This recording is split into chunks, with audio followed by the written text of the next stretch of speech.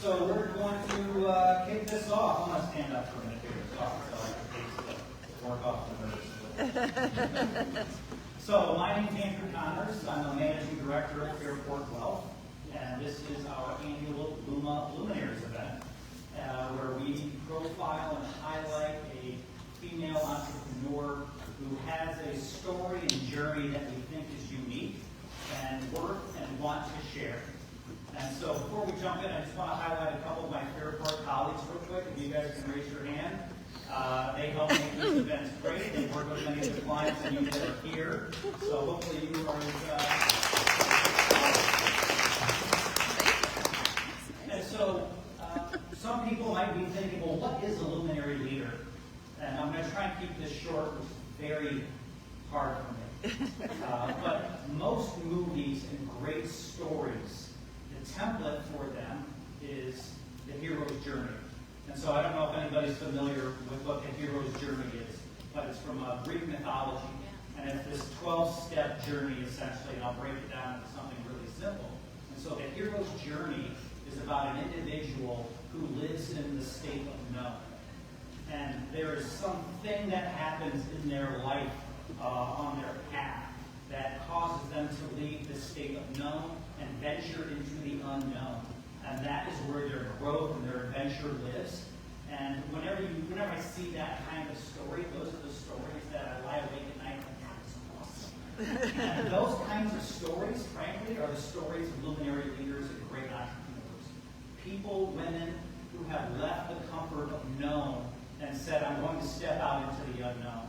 And whether you're a business owner, an executive, whatever it is, if you have a growth mindset, you like we call kind of like a lightning mad minute, so just a quick rapid fire question to get our luminary leaders neurons firing, juices flowing. So, a couple questions for you, Bonnie. What's your favorite book, or what's on your nightstand right now that you're reading? I just finished Remarkably Beautiful Creatures, which was awesome, and Matthew McConaughey's Green Lights, really good. I listened to a lot of books. If you're in this room, it's because we, A, like you, and if we like you, you probably are like us, and many of us have like a stack of books on our nightstands that we're wanting to or in the process of reading. This is an interesting question. You're in the culinary business. What's your favorite restaurant?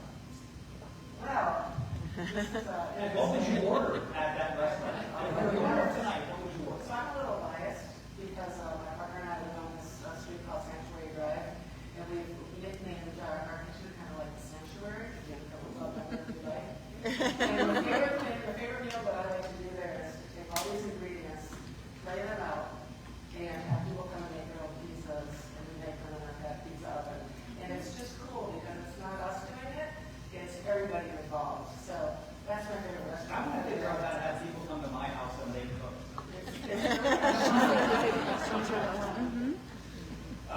What's your favorite menu item at Food for Thought? I love our rice salad. It's really unique and delicious. We've served it for many, many years. And our cedar plank salmon. We do a full side of salmon, and it's just so delicious. Your theme song. If you had to pick a theme song, what would it be? Some of my WPO members will know this. My Wish by Rascal Flatts. It just talks about where you want to be in your life, and if something one door closes, the other door opens. Can you sing it? We want the dance routine as well. It resonates with me because I think that's life, right?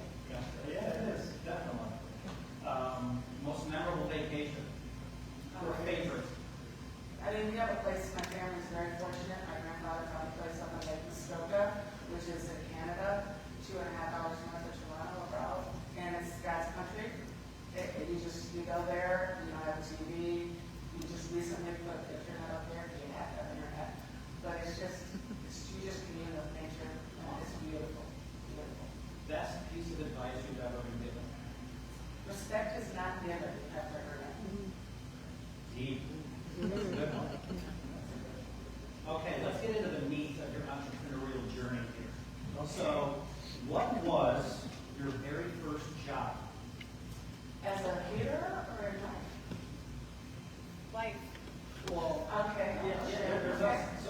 I know the story and I want them to hear it, but obviously you Well, my can tell us. first job, which you might not know, was a paper route.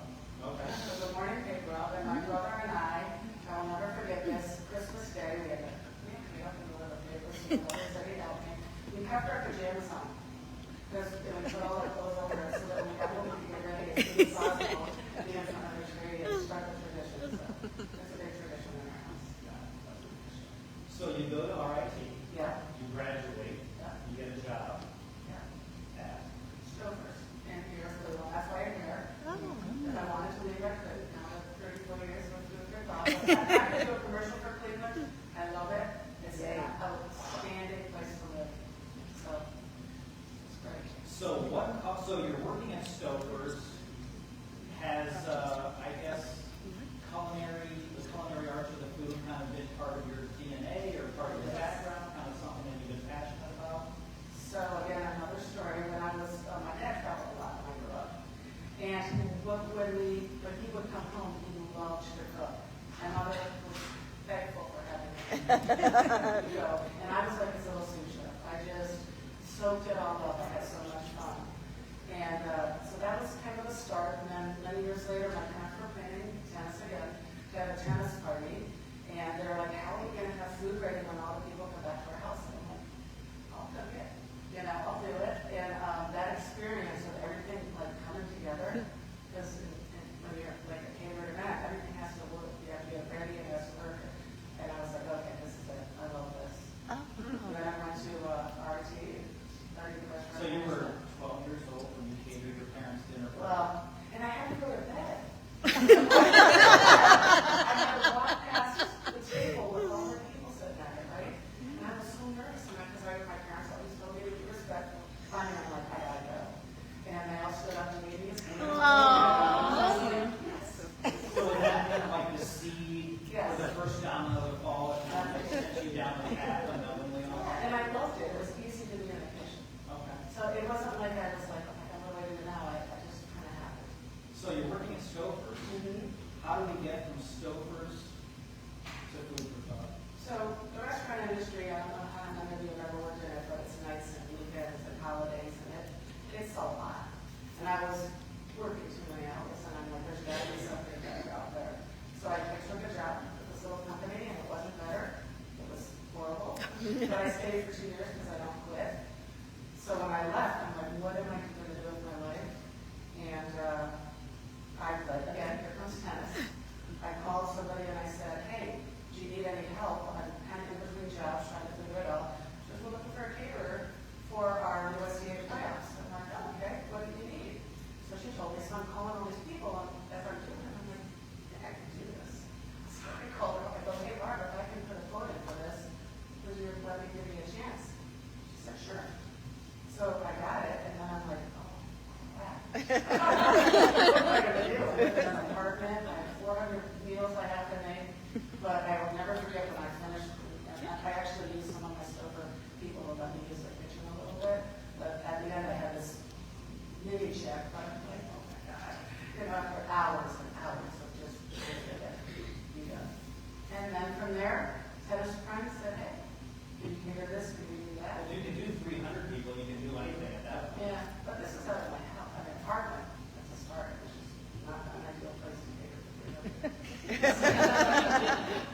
So that's how I got into catering. So why did you, the job you had for 2 years, that you said was not ideal? I'm curious, what was not ideal about it? There's a theme there, and there's a theme in a lot of, I think, Bonnie's stories, and I think maybe in a lot of our lives, hopefully, is opportunity does knock on the door real hard, it tends to knock very softly, Right. and you have to be a good listener. And as a man, I can say this, most women I know tend to be pretty good listeners. Smart. I had the worst boss in the world. He was degrading. No matter how hard I tried, no matter what I did, he could find something wrong with it. So when I left there, actually I went in and I said, look, this isn't for me. I'll get about 2 months, 2 weeks, whatever you need for me to train someone. He goes, why don't you make today your last day, and we'll give you 2 weeks of severance. And I'm like, oh. Boy, that's so good. So I vowed that day that I would never treat anybody the way that man treated me or made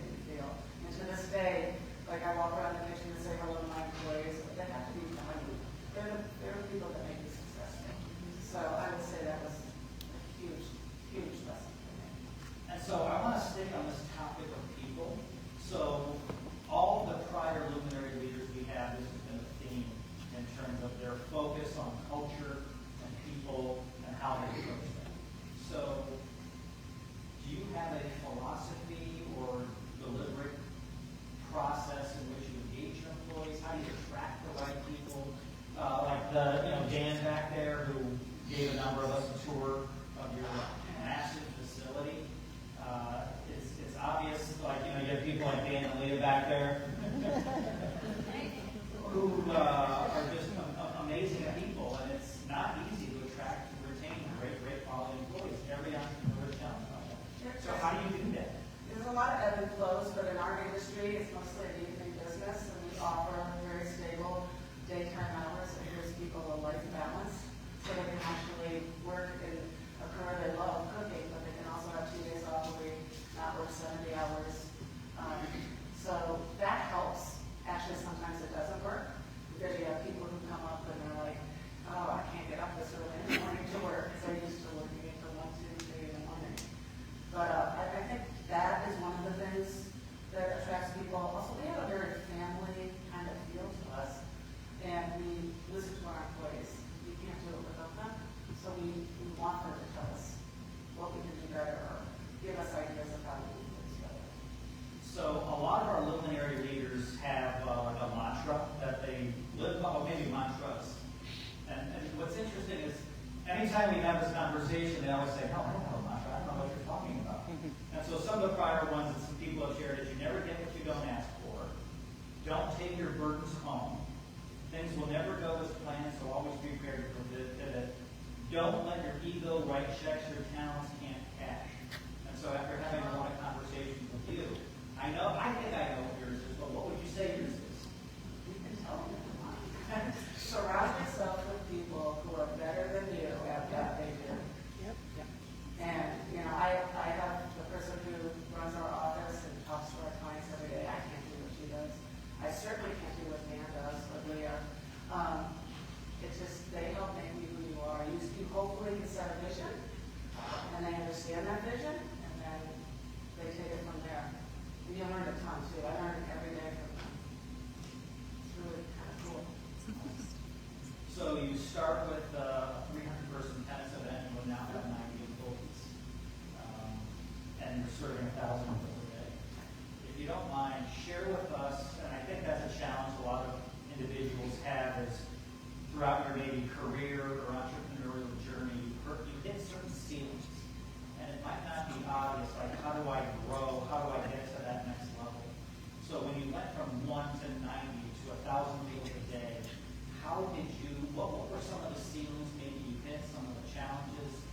How did you, I guess, persevere and plan and pivot to get through it? Well, the first thing we did was listen to our customers because they were telling us what they wanted. And then once we understood what they wanted, we had to really figure out how to do that the most effective and efficient way. So my Stouffer background, we use scales in the kitchen. You get all your ingredients, use them plus together, and you have your little bags, and then it's like just dumping it in. Like a cooking show, when you see them cook, they have all that stuff right there. They're just dumping it in and finishing it. So we knew that if we could come up with, consistent recipes that were followed all the time, if you order something today, you're going to get the same thing in a month and a half. And that's really important. There's more to this. So I love that word, mise en place. Right. Because I'm watching, we were talking about this earlier, I'm watching The Bear. I love that show. Oh, it's so good. Because it's volatile, exciting personalities and food. And so there's an episode where one of the troubled characters kind of has this light bulb aha moment about his life, where this Michelin chef shares with him about the importance of having your mise en place in place and having everything prepared and ready to go.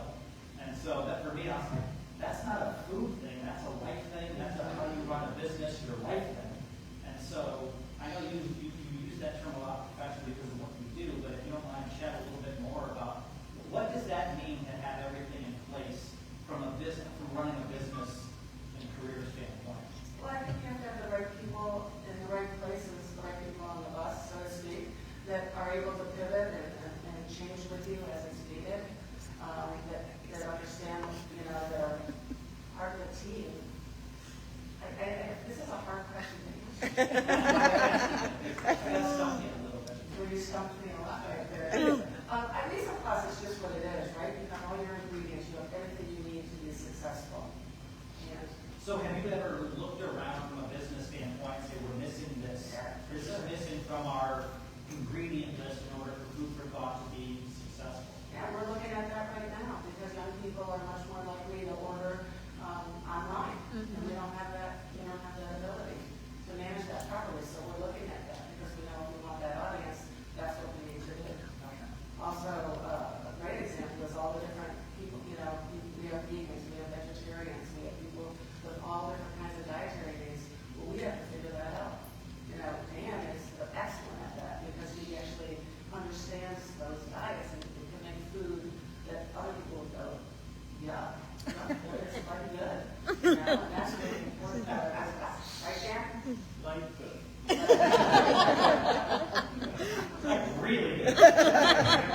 Very good.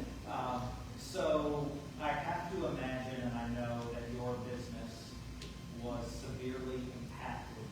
Like to say it was a gut punch is probably a polite understatement in terms of COVID. Would you say that was the biggest hurdle professionally, personally, you've ever had to jump over? And how did you guys handle it from a business standpoint? And so if you don't mind, share a little bit about what was it like your business the year before COVID, the year during, and then what does it look like afterwards? It was the scariest that I've ever experienced in my life, the scariest situation, because we had our best year ever in 2019. And in January, February of 20, we were like, I'm talking full force on the accelerator, go, go, go. And in March, second week in March, I believe, it was like we hit a brick wall of 150 miles an hour. And everybody was canceling, and we're just sitting there, what are we going to do? We like opened our coolers up to our employees, we had to lay everybody off. We kept our a core of people, but we knew that 3 jobs would call in, 2 would cancel, but we can't sustain this. So we closed for about a month and a half. And then as fate would have it, I was meeting with my business partner, and the phone rang. And I'm like, how do we turn this off? And I like answered it, and it's like, hey, are you guys around? Can you figure this and that? And I'm like, maybe it's time that we start to look at opening back up slowly and bringing back some of our key people. And that was actually a great, there's so many good things that actually come out with COVID.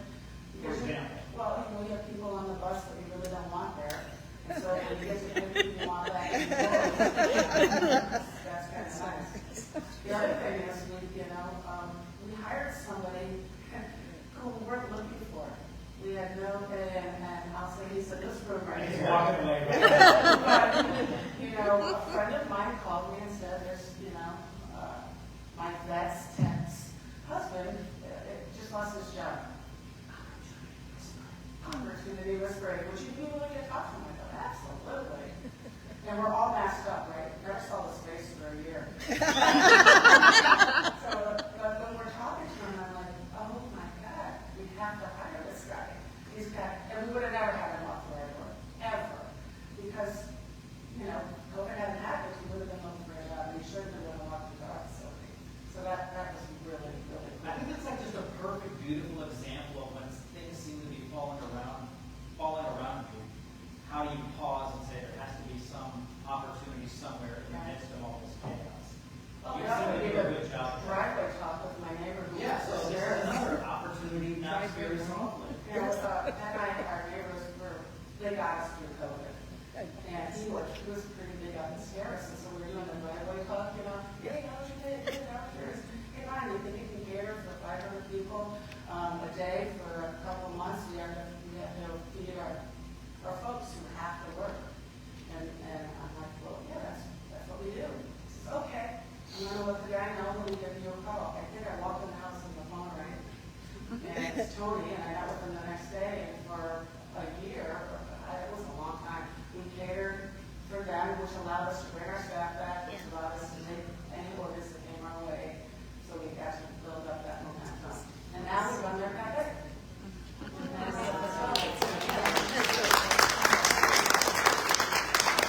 Things like that don't happen by accident because you planted like good karma seeds throughout your journey that eventually, sometimes it may take years to germinate and sprout, but sometimes they do when you least expect it. Yeah. That's awesome. So the people who were not the right people on the seat, right people in the right seat, what does right people, right seat look like for you guys? I think it changes. Like how much time, so how much time do you spend talking about that, for example? You can kind of look at your operation and say, yeah, they're but sometimes there's nobody walking through the door.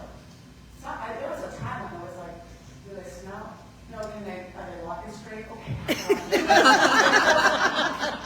not kidding, it was bad. And then, slowly but surely, we had our pick, and people heard about us, and they wanted to come to work for us.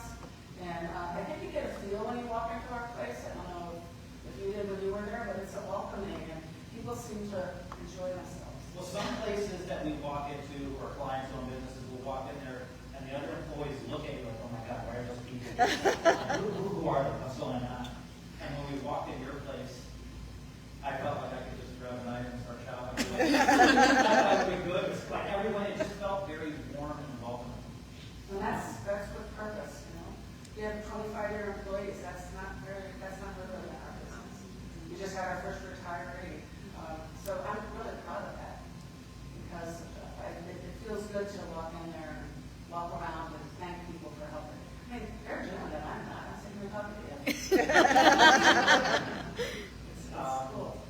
This is a very personal issue for me, is that it costs an arm and a leg to eat out these days. And, I look at, what we spend as a household, and I always, say to my wife, I'm like, do you really spend this much money at the grocery store eating out? And I get a certain look back. And so I have to imagine, given how food prices have gone up, that has been a challenge. So we'd love to hear, like, how has rising food prices, inflation, impacted you guys, your business? What's that look like? Well, before COVID hit, we were really always very careful about not raising our prices and staying in our lane, because we didn't want to scare people away. There's a lot of competition out there. I was probably a little too conservative sometimes, to be honest.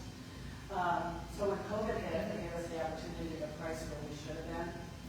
And there's another good thing that came out of COVID. Also, we have really, really great relationships with our purveyors. Like, we believe in hot all over the place. And they take pretty good care of us. And believe it or not, because we pay our bills on time, this still freaks me out. We get discounts. That's silly. Like, we're supposed to pay our bills. So we do, and we get a discount for it. So those are some of the things. It's still hard. I mean, my gosh. One of the cool, and I'm sorry, David, I have to bring this up. I love what he did is he said, Bonnie, we have way too many recipes that have just single items in them. So let's. How many recipes? It was a lot. It was 1,000 something. Oh my goodness. There were 4,000 active recipes. Okay, 4,000. So we have to get rid of some of the ones that was like, you don't use these one recipe. And so we really, really worked at doing those types of things. It's kind of fun to see what we can come up with. That's kind of what Dan was doing in there. Like, you can make the same thing 3 different ways. You just have to change the ingredients. I think it's really neat. Every year you have a theme for your business that you say, this is what we're going to focus on this year. And I think that's great. It's for the ADD inclined who kind of tend to be a little like this.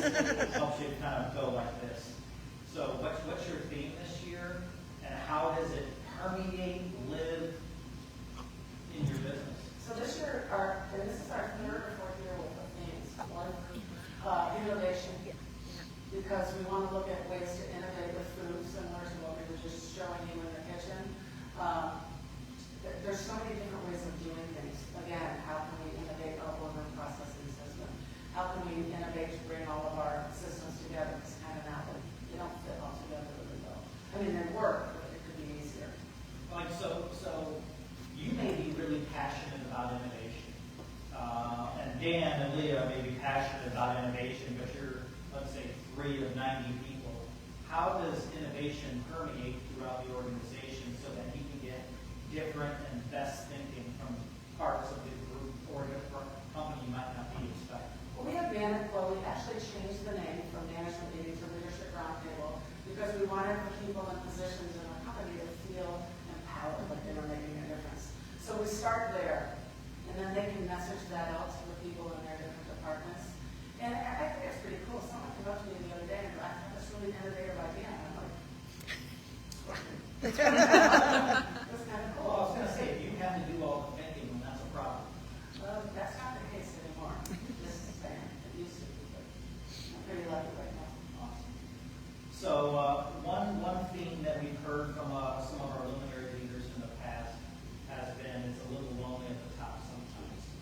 In terms of, you can't just go and to or soundboard with everyone, colleagues and so on. But I think that's really, really important to have that. And so what form does that take for you? Well, this is interesting. Actually, Pat got a call from, they were starting a chapter of the Women's Governance Organization in Cleveland. And she goes, this doesn't really fit me, but I think mine would be a good choice. And Jeannie Cotton, who's sitting over there, runs that. She's awesome. She's the head of our WPO chapter here. And it's a great opportunity to go in and be so honest about your business with female leaders.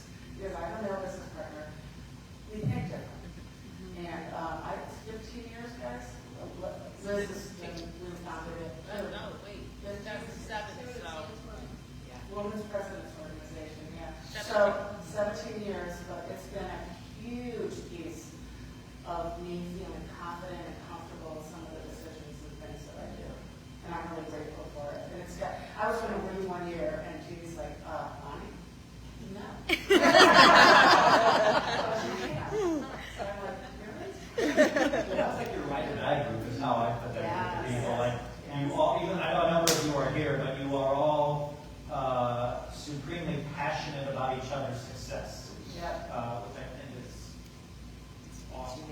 There's very few places you can go in and just speak from your heart about really crappy things that are happening either in your life or in your business. And you can do it here and know that you can leave and it's not going to go anywhere. That's pretty special. So outside of that group, would you say there's been anyone in your life or whatnot that has been somewhat of a mentor to you, and or do you do that to other people? Well, my tennis coach from college was such an inspiration to me. And I often have said, if I could just take one person's life, the way that she affected mine, I would consider myself already a success. I just saw her last year. She was 92. And my core tennis friends from college still get together. She calls us her dream team. So the lessons I learned from her, how to engage a group. I mean, that's what you're doing, right? When you run a business, get your people all together and engaged and positive. Yeah, she's definitely right up there. Cool lady. So this is a little bit more of a deep philosophical question. So regardless of what we do as business owners or professionals or whatnot, I always find it interesting to understand how someone defines success. And I think maybe post-COVID a little bit, that's caused a lot of us to pause and say, is more for the sake of more really what feeds my soul? Is that what I'm chasing? And so I'd love to hear your thoughts about what feeds your soul. How would you define success for you? So I think about this all the time. You often wonder, how am I affecting her? I don't have children, how am I affecting people's lives? So I brought something that I want to share with you that, to me, really puts into words like what makes me feel successful. So my nieces and nephews, that Pat and I, this memory jar one year, and they wrote this beautiful thing that money can't buy memories. And they each took a bunch of memories and wrote them down and said, when you're lonely or when you want to think of us, we really want you to look at this. So this one I pulled out last night. And it says, people say they only have 5 love languages, but you two, this is going on there. Can you hear me? But you two have taught me my favorite one, to love through food. I'm not sure where this actually started. Maybe making cookies with you, Aunt Bonnie. But I always think about all the times at the cottage when Aunt Bonnie would walk around making sure everyone got a taste of the pour point. The simple act of coming to find me because dinner and feeding me a bite of pork always made me feel so loved and brought so much joy. Thanks for teaching me to be generous with food and that sharing brings so much happiness and connection. I absolutely love connecting with people over food now. Looking forward to all the delicious food we will share down the road. Love, Kristen. Mary and Pat and I were talking last night, and we brought this out. And thank you, Mary. She said to me, Bonnie, you've got to read that one of those. And so, to me, that's success. That's a mic drop. I'll ask one more question. It's kind of hard to follow up with that, but where do you want to be in 3 to 5 years? Where do you see your business in 3 to 5 years? 34 years is a long time in your industry, and you guys are at the top of the pyramid. Locally, statewide, and nationally, in terms of the size of the scope of what you do. What does it look like going forward? I think I'd really like to see us keep innovating the way we are right now, using that theme of ours, growing. I want it to be with my vision, but I want to see other people really taking it and putting their spin on it and watching the company grow. And, there's a lot more that we can do. It's kind of fun to see what it'll be. So, and I want to play a little more tennis, and travel a little more, so I'm going to that's Pickleball. Oh, I love it. It's a fun game. So it's not one or the other. You can't be a pickleball person and not a tennis person. I can do both, and thanks again to Mary who's got me back up on the court. It's a fun game, and I missed it. I kind of didn't play for the last year or so, and I'm so glad to be back on the court. So I want to turn you guys out here. Any thoughts, comments, or questions you'd like to hear? I have a question, because I've known you a long time, but who created the name? Because I've always loved the name. So that was another luck. You talked about luck, you always need it. We were talking names, kind of like Mike, and food for thought kind of resonated, but it was taken, and they were giving up the rights to it in Ohio. And we got, we voted, we voted into that, whatever that is that you'd have to do, and it was available, and it became our name. So It's a great name.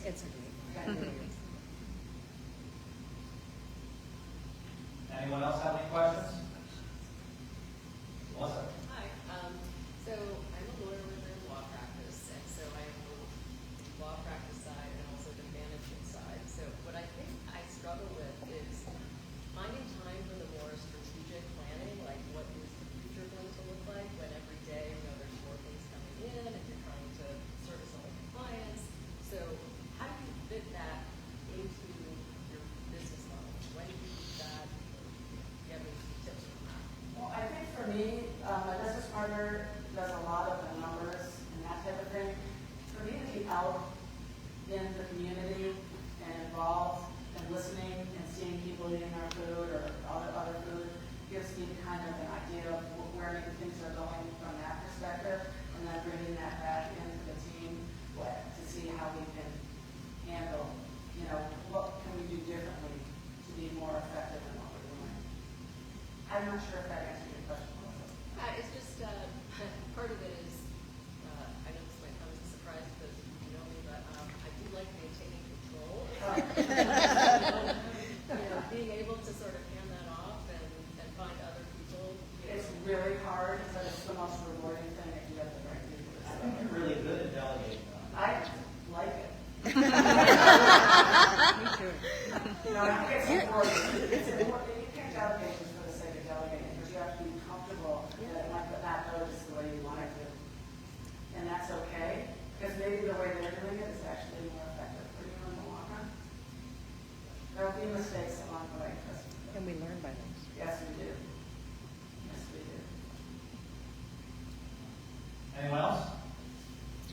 What part of your job brings you the most joy? Walking around in the morning and saying hello to all my employees and looking at what they're doing. And they were telling me about today, one of them said, just tell them the story about your dad. And I'm like, you remember that? So that's just kind of cool. Everyone has that story. Yeah. That's relatable. Yeah.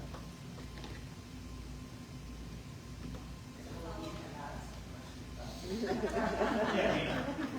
The opposite of that. So, the opposite of that. What is the part about your job that you dislike the most? It's really hard. Being able to, sometimes I feel like I have everything's under control and maybe really don't need to be there, but feeling like I have to be there and being able to understand that there's times when it's okay not to, that's hard for me still. I don't know why, but it really is. That's fine. I will tell you my favorite question He would have done that. I can't believe it. Any other questions? How has technology changed your business? Oh, it's changed it a ton. Even from just as simple as being able to use your phone for directions to get to the, we deliver all over Northeastern Ohio, all over. So being able to get there. There's some new programs that are coming out that can really, really change our business because it'll bring everything together. You know, right now we have QuickBooks and then we have a different program to do this and a different program for that. If we can bring our recipe program and everything together, that'd be awesome. So it's an AI. I think there's some pretty amazing things with that too. So what's your dream for the business for the next 10 years? Like 10 years That- from now, where would you like to be? But well, in 10 years, I hope not to be going in every day. But my prayer or hope for it is that it's still a sustainable business with employees whose lives right now are in our hands that we take care of. I want that to still be there and operating. And I want it with a reputation that I like to believe we have now. Yes. I was just going to ask, moving forward, like in the future and generation-wise, if you were to pick a successor, what are some qualities you would look for? Or to carry on your legacy after you do this? That's a great question.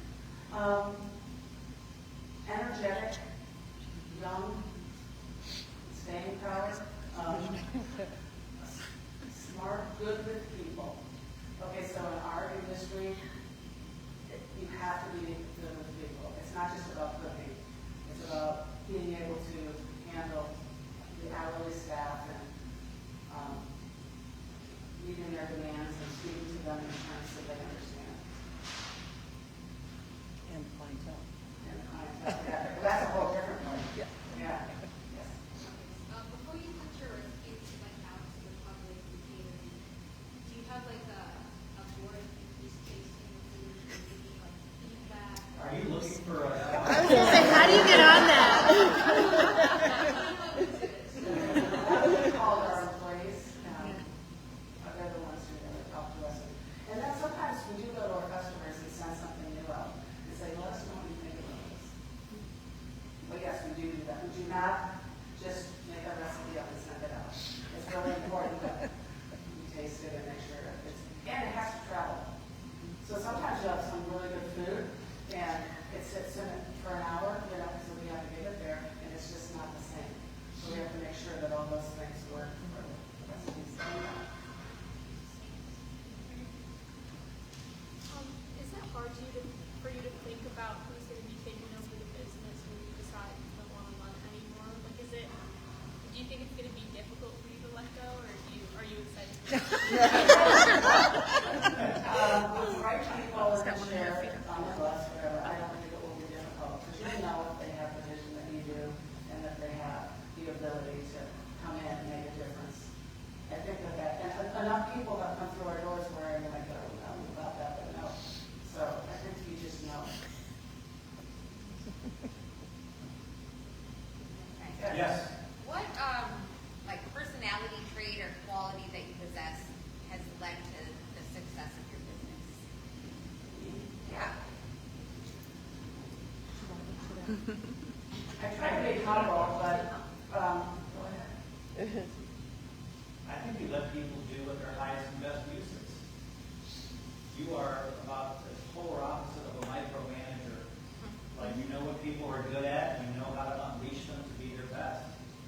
I think that's kind of like what your secret ingredient to success has been. Oh. No, thank you. What does Pat say? Your success is everything you do is from your heart.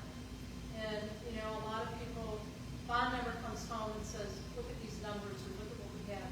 She comes home and tells stories about an employee experience or a customer experience or, God, I'm so proud we did this, or I'm so excited about that, or I got disappointed because I let somebody down. It's not, the micromanager of a, Excel spreadsheet running a business that certainly needs a lot of, you need to have a focus on that. She has it, but it's not front and center. She runs this business from her heart, and it's beautiful. Thank you. I think we're gonna end on that one. Should we give away a free lunch? Yes. Let's give away a free lunch. I think it's a little more than lunch. Well, it depends on how many people you're talking. Yeah, it depends how many people. So we have $300 for you to have lunch. So it could be a lot or not enough. I don't know. It doesn't have to be lunch either. Oh, Yeah. sweet. And then when you leave, please take a spatula, and these are all family recipes from Fairport employees. So this one is Dana's, where's Dana? Dana's Aunt Jean's chicken with red pepper sauce. So please Now, we're not kicking you out, by the way. Yeah. There's a lot more food back there, good wine, Yeah. good company. And we're gonna have that. How did Yes. Okay. Do we trust Andrew to pull it? No, we definitely not. Okay, that one. Your name is if you're gonna pull yourself.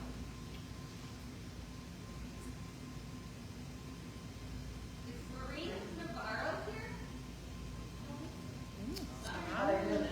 Loser. That's her. Leilani.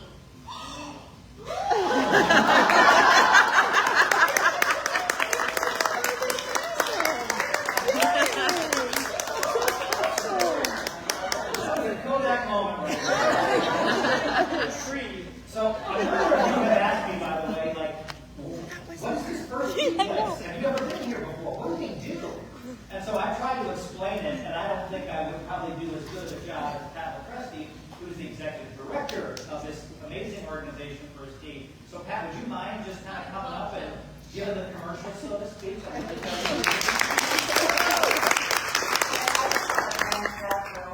didn't feel that Food for Thought was the right location, so I brought this up for her, and I'm just so thrilled that we were able to have this here, so thank you. Thank you, Pat. I don't think I need that. Can you hear me? Yeah. Yeah. Shocking, huh? So, first team. We teach kids life skills, core values, using the game of golf, but it's really about how to build confidence and character in the kids today. And as you probably know, kids today are suffering more than ever with depression and anger after COVID, isolation.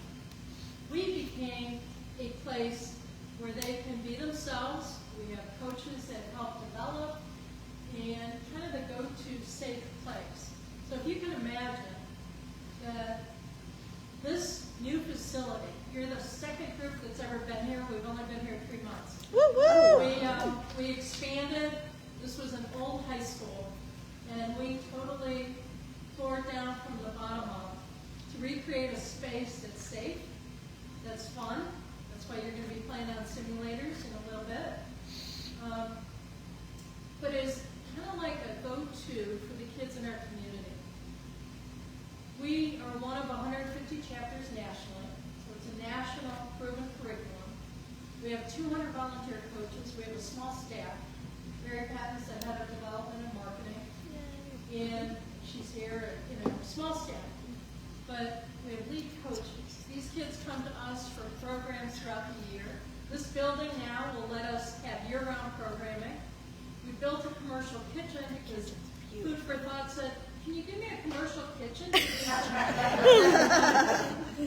No, we built a commercial kitchen because we have a program for kids called Fit to a T, where we bring kids in classes. It could be every Saturday for 6 weeks, 2 hours, and these kids cook with a team, explore food. Bon, you mentioned yuck. We have signs up. You can't say yuck till you try it. And we have so many wonderful culinary coaches that come in. This will let us bring chefs in and other people in to help our kids explore nutrition, healthy habits, fun food, and they do it as a team. Everything we do is activity-based. We've this room, and we never will, that you're sitting in a chair. Chairs go away, it's all activity-based. You're learning in the kitchen, activity-based team.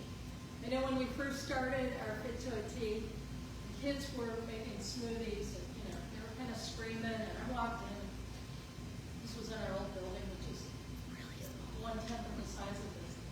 I was like, what is coming off the ceiling? And a smoothie, we had only home little blenders, and like 3 of the blenders exploded, and there was stuff all over. Kids were having so much fun. So what we do, we provide fun. You gotta have fun if you're a kid, right? A fun, safe spot. Really proud of this facility because now we can also do having events like this. And, if you want to learn more about First Tee, buy me a glass of wine, I'll talk all night. But what I really want to say, first of all, is what a great group of women. And what a great team that Fairport is and has. I feel I've been part of the Fairport team of watching us do for a long time.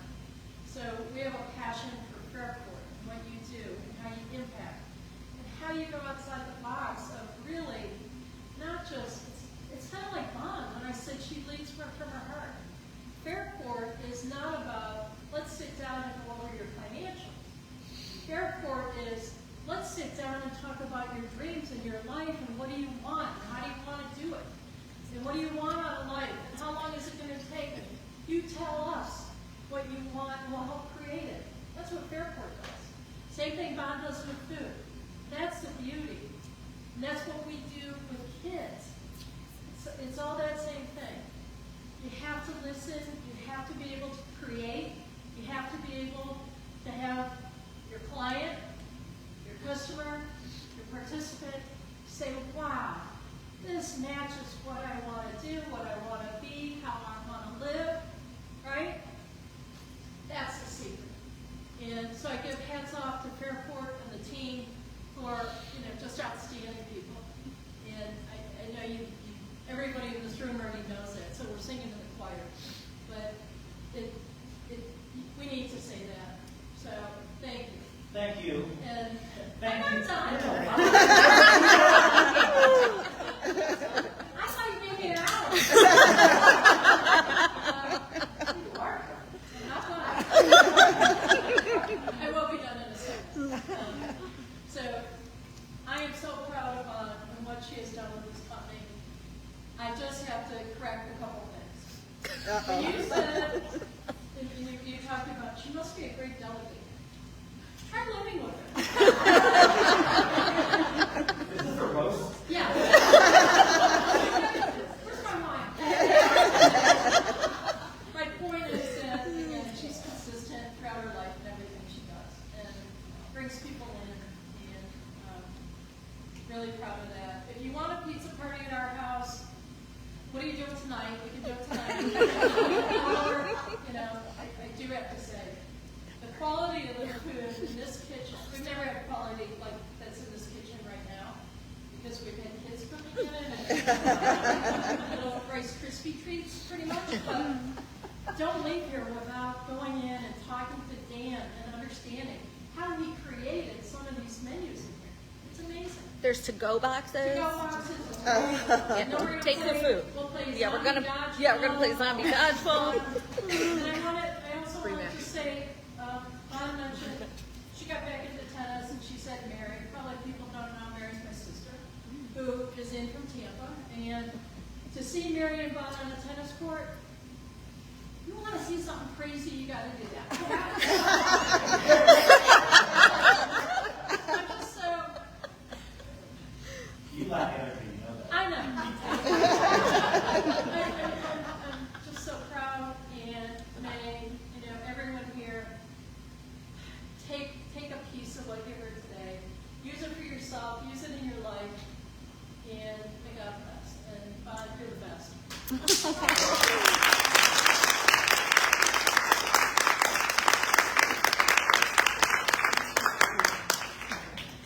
Thank you, Pat. Thank you, First Team. Thank you, Dan, Leah, for all of your guys' hard work to make this happen.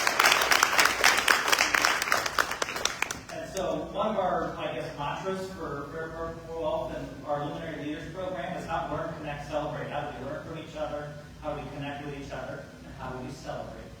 So let's do some of that. Thank you all.